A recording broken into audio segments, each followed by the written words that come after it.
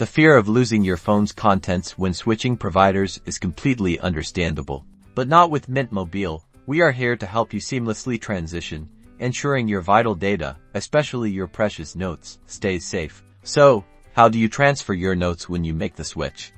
Let's break it down first. Know that Mint Mobile itself doesn't house your notes. Notes are typically stored on your phone or in cloud services you use like Google Drive, iCloud, or other applications like Evernote.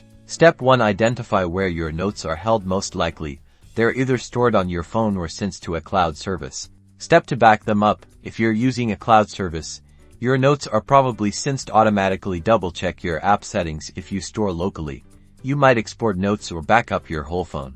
Step 3. Activate your Mint Mobile service. Inserting the SIM card won't interfere with your phone's content. After activation, it's time to transfer the notes. Signing into the same cloud accounts will automatically sync the data.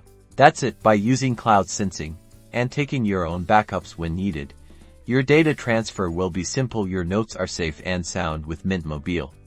Remember to like and subscribe.